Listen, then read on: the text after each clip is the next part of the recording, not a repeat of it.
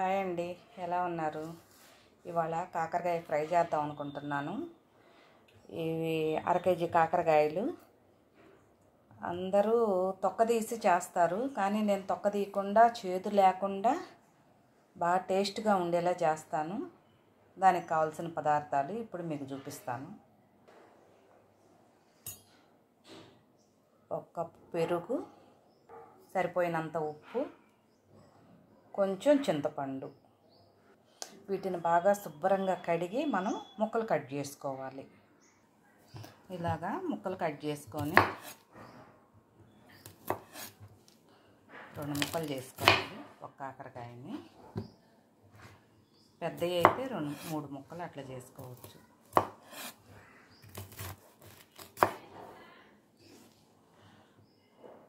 ఇలాగా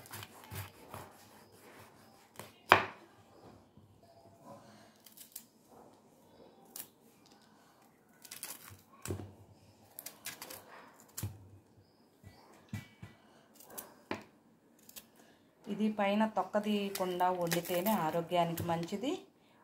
ఇప్పుడు నేను వండే ఇలా ప్రాసెస్లో వండితే చేదు కూడా ఉండదు. అసలు మీరు వదిలిపెట్టరు. పప్పుచారులో, ఆకుకూర పప్పుల్లో ఇలా తింటారనమాట. చాలా టేస్ట్గా ఉంటుంది. అన్నంలో కూడా అంటే విడిగా ఏ కూర లేకుండా ఉట్టి ఈ ఫ్రై కలుపుకొని తినచ్చు. చాలా బాగుంటుంది. మీరు ట్రై చేయండి. ఏదైనా మనం కళ్ళతో చూసింది కాదు, ట్రై చేస్తేనే దాని టేస్ట్ ఏదో తెలిసిద్ది.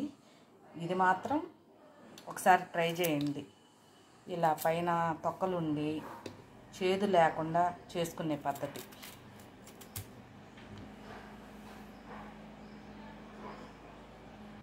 చూడండి, ఇలా నీట్గా కట్ చేసుకొని ఇలా చిన్న సిల్వర్ గిన్నెలో వేసుకొని ఇందాక చూపించుకున్న చింతపండు కడిగి వేసుకోవాలి. ఈ చింతపండు ఎందుకు వేస్తున్నానంటే మనకి చేదును అంతా విరిచేసిద్ది. ఇప్పుడు పులుపు తగిలిందంటే చేదు ఉండదు. ఇప్పుడు మనం కొంచెం ఉప్పు, అంటే నాకు సరిపోయి దీంట్లో ఎంత సరిపోద్దో నాకు ఈ కొలత, మీకు సరిపోయినంత మీరు వేసుకోండి. నేను వేసినంత కాదు, మీకు ఎంత అయితే సరిపోద్దో అంతే ఉప్పు వేసుకోండి. కొంచెం ఇప్పుడు పెరుగు వేస్తున్నాను. ఈ పెరుగు చింతపండు అనేది చేదు లేకుండా చేస్తుంది. ఇందా పసుపు చెప్పడం మర్చిపోయాను, కొంచెం పసుపు వేసుకున్నాను. ఇవి మనము ఇంకా పొయ్యి మీద పెట్టుకోవాలి. స్టవ్ మీద పెట్టేసుకొని ఉడకనివ్వాలి. నీరు లాగేదాకా ఉడకనివ్వాలి. ఇప్పుడు మనం స్టవ్ మీద పెట్టేద్దాం. స్టవ్ మీద పెట్టేసాను. మీడియంలో పెట్టండి. ప్లేట్ పెట్టేసుకున్నాం. మీడియంలో అయితే మాడిపోకుండా ఉంటుంది. ఉడికిందేమో చూద్దాము. చూడండి, బాగా ఉడికింది. నీరు కూడా లాగేసింది. ఇప్పుడు స్టవ్ కట్టేసి ఇవన్నీ చింతపండు తొక్కులు రాకుండా ప్లేట్లో తీసుకుందాము.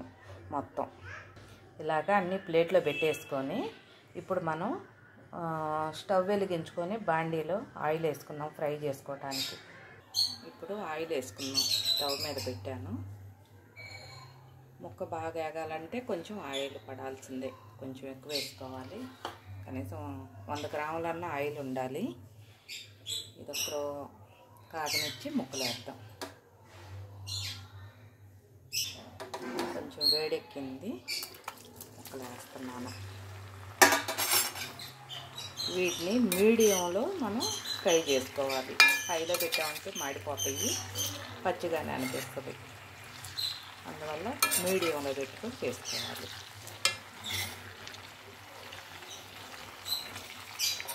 ఇది ఇలా ఉడికింది కదా, ఇంకా ముక్క చేదు అనేదే ఉండదు. చాలా బాగుంటుంది. పులుపు పెరుగు తగిలిందంటే చేదు అనేదే ఉండదు. మనకి కండగా బాగుంటుంది. చాలా బాగుంటుంది. అయినా మీరు ఒకసారి ట్రై చేయండి. చూద్దాము ఎంతవరకు అయిందో. ఒక సైడ్ బాగా ఫ్రై అయ్యింది.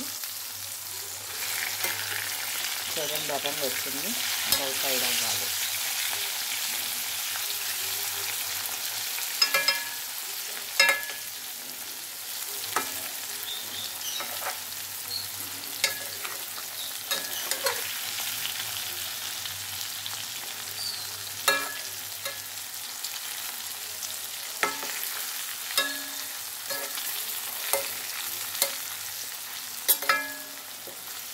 రెండో సైడ్ కూడా ఎర్రంగా ఫ్రై అయితే అప్పుడు కొబ్బరి కారం చల్లుకుంటాం. ఈ ఫ్రైలన్నిటికీ కొబ్బరి కారమే బాగుంటుంది, టేస్ట్గా ఉంటుంది. నేను అదే వాడతాను. ఆల్రెడీ ఒక వీడియోలో చూపించాను కొబ్బరి కారం గురించి. మళ్ళీ ఇంకొక 5 minutes ఫ్రై అవనిద్దాం. చూద్దాం.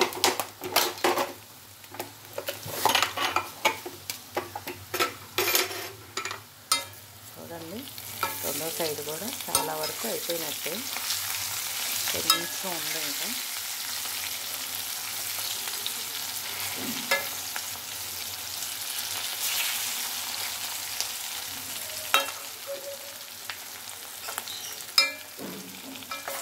మ్యాక్సిమం అయిపోయినట్టే ఇంకా ఫ్రై.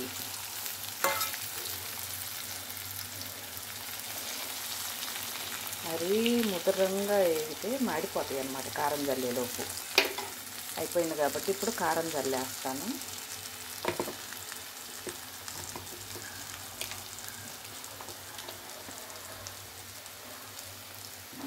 నేను ఈ కొబ్బరి కారంలో కొంచెం శనగపప్పు వేస్తాను.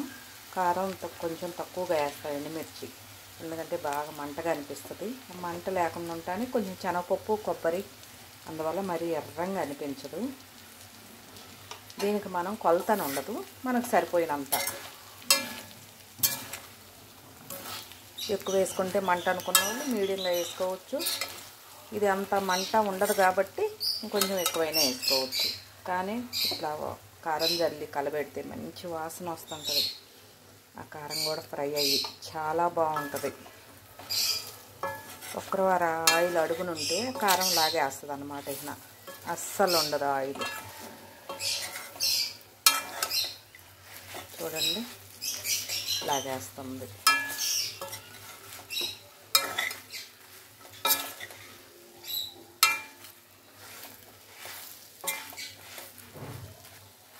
ఫ్రై రెడీ అయ్యింది. ఇది మనం బౌల్లో తీసి పెట్టుకుందాం.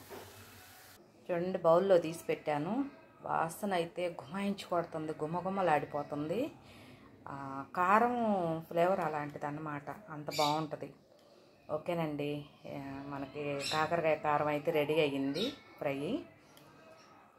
మీకు నచ్చితే ట్రై చేయండి, ఖచ్చితంగా ట్రై చేయండి. మీకు బాగా నచ్చిద్ది. కామెంట్ చేయండి. కొత్తగా నా ఛానల్ చూసినట్లయితే సబ్స్క్రైబ్ చేయటం మాత్రం మర్చిపోబాకండి. లైక్ చేయండి. ఓకేనండి, బాయ్.